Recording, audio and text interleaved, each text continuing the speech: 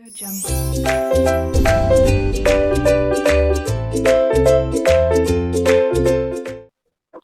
अगर कोई मशीनरी 1 जनवरी को 30,000 का खरीदे हो तो आप ठीक से जरा समझ कर बताइएगा।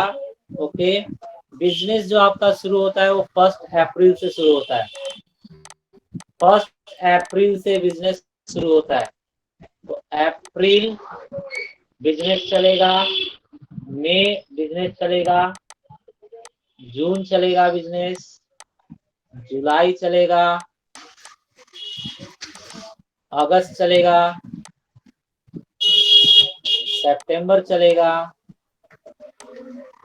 अक्टूबर चलेगा, नवंबर चलेगा, दिसंबर चलेगा, जनवरी चलेगा, फरवरी बिजनेस चलेगा, मार्च बिजनेस चलेगा, साल खत्म। मार्च पर आकर साल खत्म हो जाएगा। तो ये लास्ट डेट जो है मार्च का वो है अपना 31 मार्च 2018। ये अपना लास्ट डेट है बिजनेस का। ठीक है, अब आप बताइए बेटा, आपने जो 30,000 की जो नई मशीनरी खरीदी है वो आपने 1 जनवरी को खरीदा, मतलब वो जनवरी चलेगी, फरवरी चलेगी और मार्च चलेगी, तब तक साल खत्म हो गया। तो आपने जो नया 30,000 का खरीदा था मशीनरी, वो कितने महीने यूज किया आपने इस साल? 3 महीने। 3 महीने आपने यूज किया है। तो 30,000 वाला मशीनरी आपने 3 महीने यूज किया है।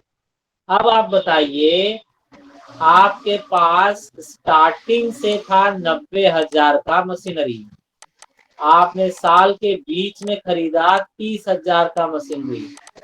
तो जो साल के बीच में खरीदा आपने वो चला 3 महीने।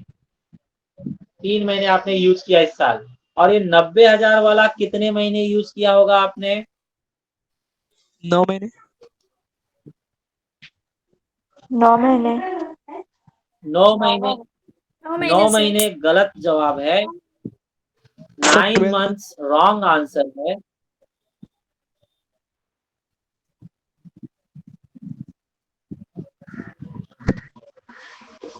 देखिए, मान लीजिए किसी कॉलेज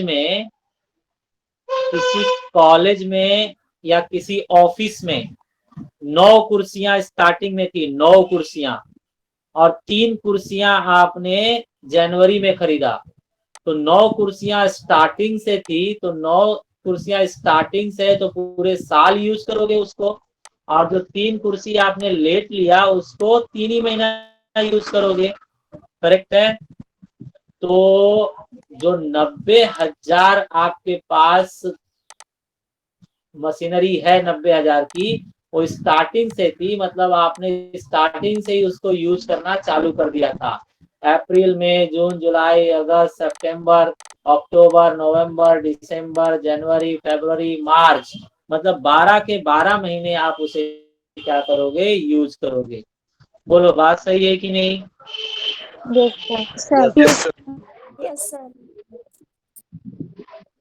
तो आप अब फिर से बताइए, 90,000 जो मशीनरी है वो कितने महीने यूज हुई है? 12 महीने। 1 साल 12 महीना।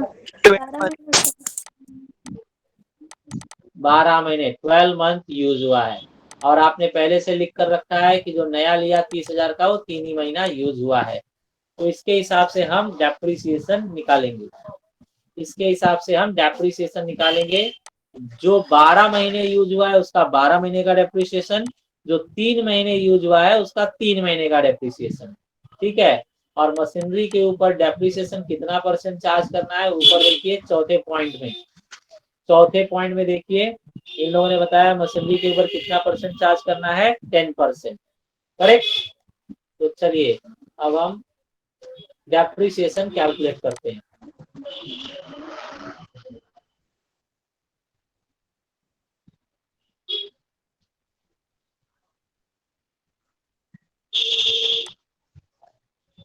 चलिए बेटा मेरे साथ सहयोग कीजिए, बताइए आप, मैं किसके लिए कैलकुलेशन कर रहा हूं?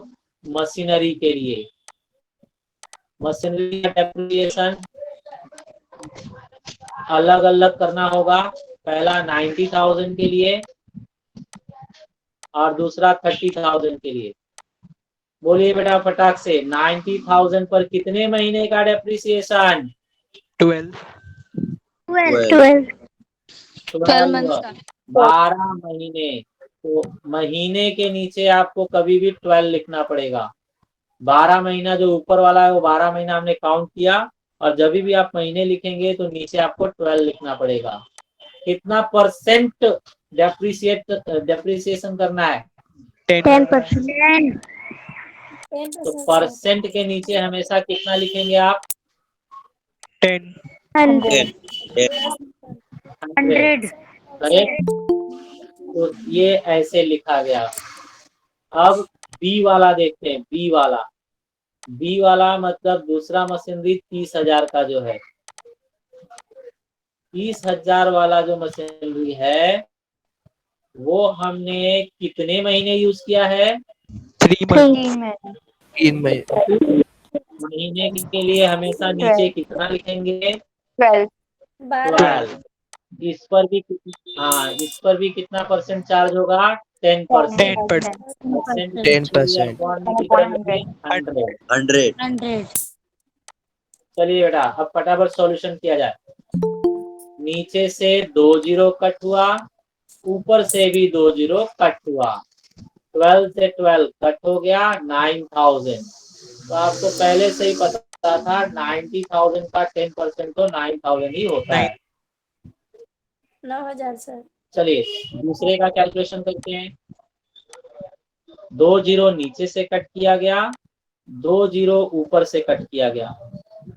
अब बताइए 3000 मैं अगर 3 से कट कर दूं तो 3 4 जा 12, एक 4 जा 12 कट किया मैंने, 3 4 जा 12।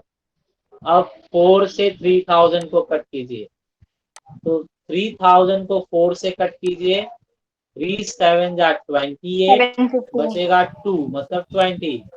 तो 4 5 जा 20 4 5 जा 20, बचेगा एक 0, मतलब 750 रुपए। उसका डेप्रिसिएशन बन रहा है 750 रुपया। अब आपका जो फाइनल डेप्रिसिएशन है, टोटल डेप्रिसिएशन, टोटल मशीनरी के ऊपर डेप्रिसिएशन बन रहा है 9,750। 50 ओके चलिए, मुझे तो मैंने ये मशीनरी का फाइनल डेप्रिसिएशन अमाउंट निकाला। जिसको जिसको ये पूरी तरह से समझ में आ गया वो ओके लिखकर सेंड करे। ओके फटाफट सेंड करेंगे, देखा जाए कितने लोगों को समझ में आया। ओके लिखकर सेंड करेंगे। Priyanshi okay, Shraddha okay, Sanket okay, Preeta okay, Shailesh okay, Roshni okay, Manish okay, Ratnakar okay, Pradeep okay, Prince Tiwari okay, Jyoti okay, Aadya okay, Danish okay, Sunil okay, Akash okay, Namdar okay, Monu Jaiswal okay, Shreya okay,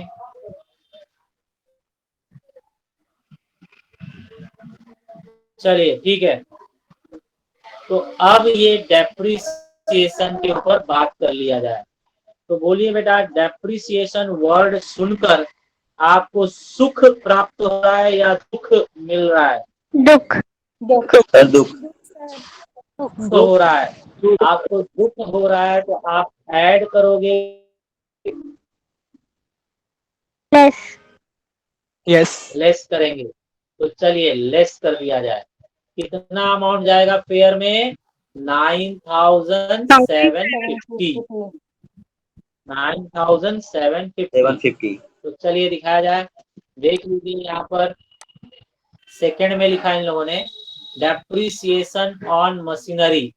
machinery के ऊपर डेप्रिसिएशन इन लोगों ने लिखा है 90,000 पर निकाला गया तो 9,000, और 30,000 पर निकाला गया तो 750 50. मिलाकर 9,750। तो ये आपका लेस लिस्ट में लिखा गया।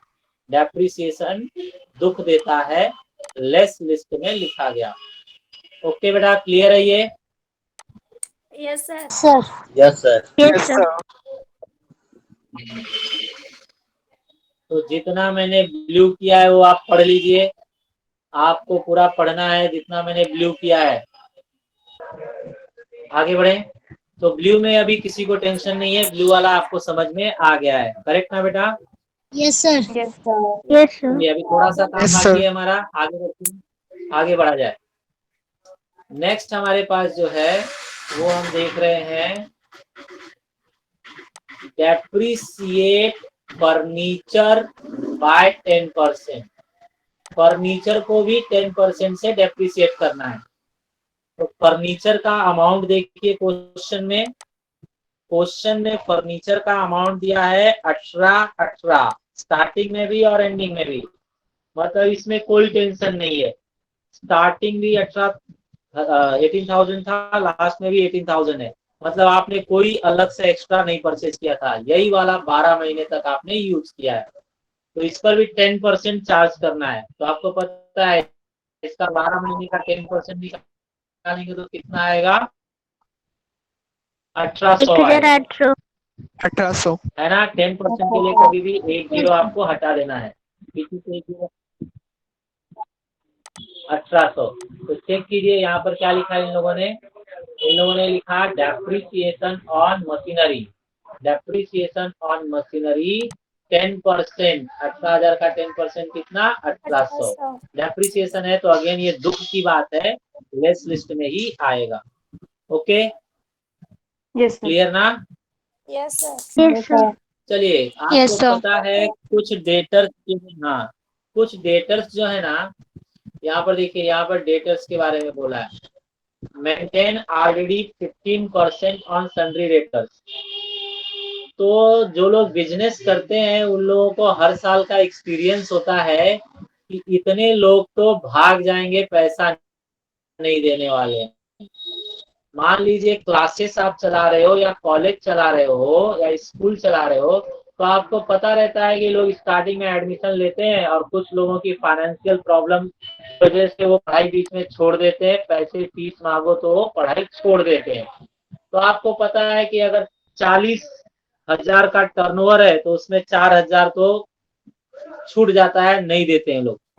तो ऐसे ही ज्योति ने भी अपने बिजनेस का चेक किया है। तो ज्योति को क्या पता है कि 15% लोग तो भाग ही जाते हैं, 15% लोग भाग ही जाते हैं। तो चलिए हम लोग दिखा देते हैं कि 15% लोग अगर भाग जाते हैं तो कितना भाग जाते हैं। तो आप जो पहले स्टार्टिंग में अंदाजा लगाएंगे ना बेटा, स्टार्टिंग में जो अंदाजा लगाएंगे कि इतने डेटर्स भाग जाएंगे उसे हम आरडीडी कहते हैं। तो इसके ऊपर जरा मैं डिटेल में बात कर लेता हूं, आप ध्यान से सुनिए। आरडीडी और बैड डेट के बारे में बताऊंगा, जरा ध्यान से सुनिए।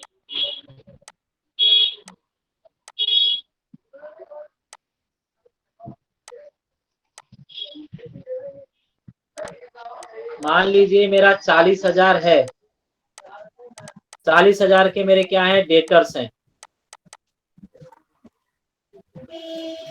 मुझे पक्का पता चल गया, श्योर, फोन पे झगड़ा बिगड़ा हो गया, फाइटिंग बीटिंग हो गया, रसीद विसीद फाड़ बीड़ के फेंक दिए, पक्का मुझे पता चल गया कि 5,000 के डेटर अब मुझे पैसा नहीं देंगे, भविष्य में ये पैसा नहीं मिलने वाला है। तो इसे कहा जाता है इररिकवरेबल डेट्स, मतलब बैड डेट्स। इसे कहा जाएगा बैड डेट्स, ठीक है। और अब बचा आपके पास 35,000। अभी भी आपको शक है कि उसी के जात वाला एक और है, उसी का भाई है, वो भी लगता है मुझे फ्यूचर में देने वाला नहीं है, कुछ सुनने में आया है।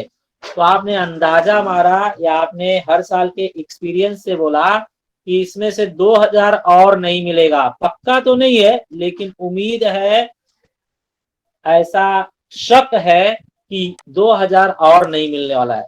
तो ये पक्का नहीं है, शक है, सिर्फ आप इसको शक के बिना पर रख रहे हैं, तो उसे कहा जाएगा आरडीडी। आरडीडी का फुल फॉर्म है reserve for doubtful debt. Reserve for doubtful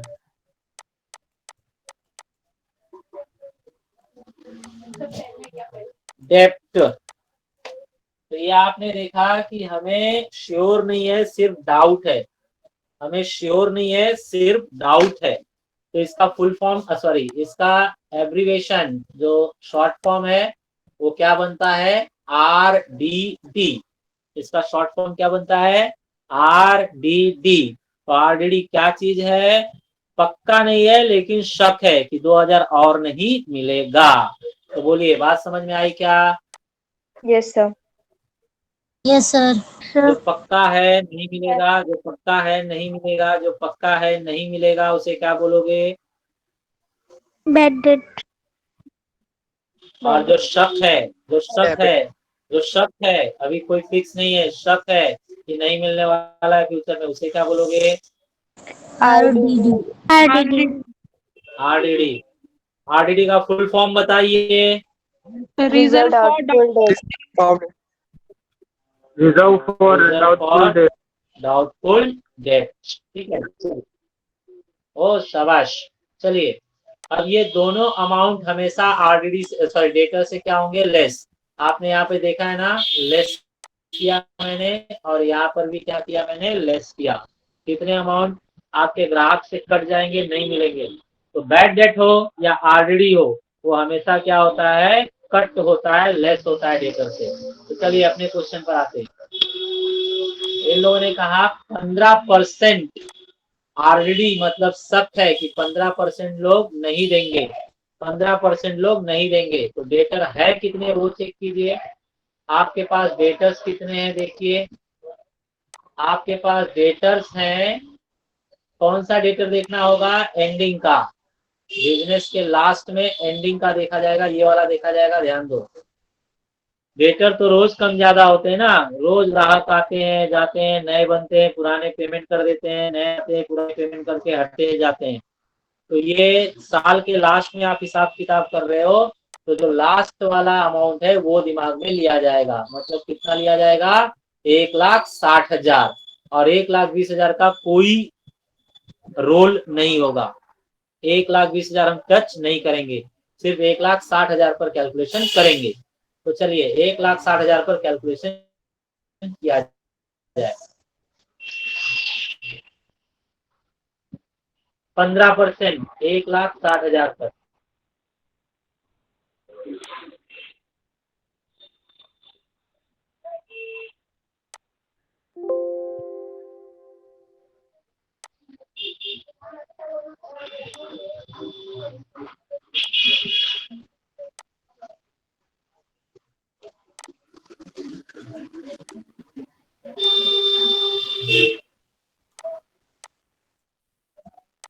बताइए, हम डेटर्स के लिए काम कर रहे हैं।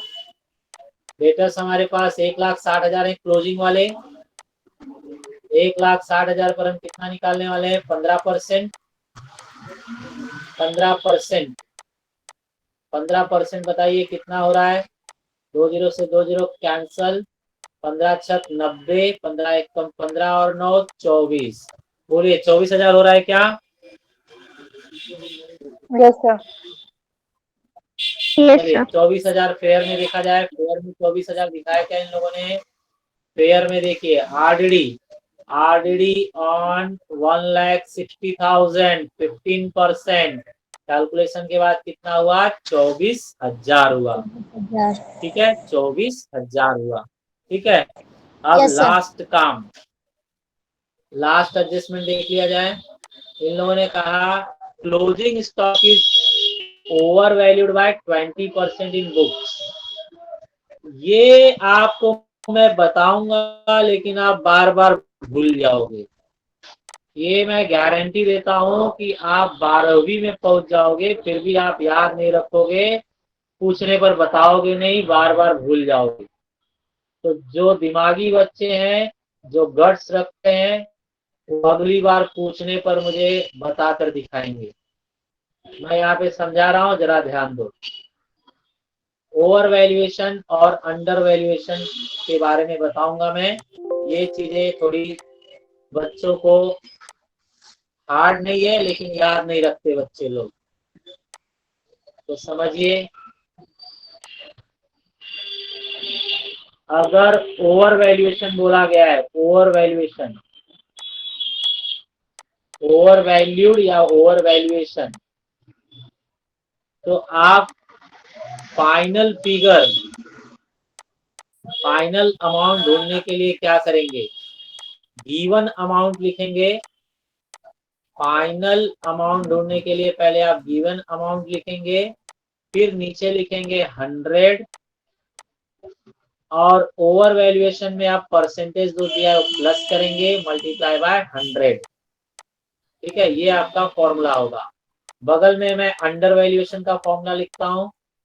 अंडर वैल्यूएशन का फॉर्मूला होता है फाइनल अमाउंट निकालने के लिए, फाइनल फिगर निकालने के लिए given amount divided by 100 plus, sorry minus आएगा अब यहाँ पे, अंडर वैल्यूएशन के लिए रहेगा आपका माइनस, परसेंटेज मल्टीप्लाई बाय 100। चलिए, हमारे केस में जो इन लोगों ने दिया है वो ओवर वैल्यूएशन दिया है। ओवर वैल्यूएशन किसका? स्टॉक का। ओवर वैल्यूएशन स्टॉक का दिया है, तो उसके फॉर्मूले में हम सब्स्टिट्यूट करते हैं। स्टॉक का गिवन अमाउंट कितना है? तो स्टॉक का गिवन अमाउंट चेक कीजिए डब्बे में। स्टॉक का फाइनल फिगर देखा जाएगा। वापस से आप यहाँ पर स्टार्टिंग का कौन सा अमाउंट लिया जाएगा? फाइनल फिगर 90,000, 90,000 लिया जाएगा। 90,000 पर हम कैलकुलेशन करेंगे। तो आपने देखा कि फाइनल फिगर पर कैलकुलेशन होगा, तो यहाँ पर दिखाया जाए गिवन अमाउंट 90,000 है। स्टॉक का गिवन अमाउंट क्वेश्चन में 90,000 है। अब आप बताइए कितना परसेंट इन लोगों ने ओवर वैल्यूएशन करने के लिए कहा है? तो ओवर वैल्यूएशन कितना परसेंट का है? देखिए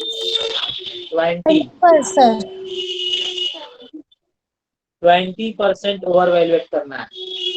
तो यहाँ पर आप लिखेंगे 20, एड 20, परसेंट साइन नहीं लगाएंगे क्योंकि आपने 100 बार मल्टीप्लाई किया है ना, तो परसेंट का काम हो गया है। खाली परसेंट की जगह पे 20 लिखेंगे, 20%। चलिए अब इसको सॉल्व कीजिए।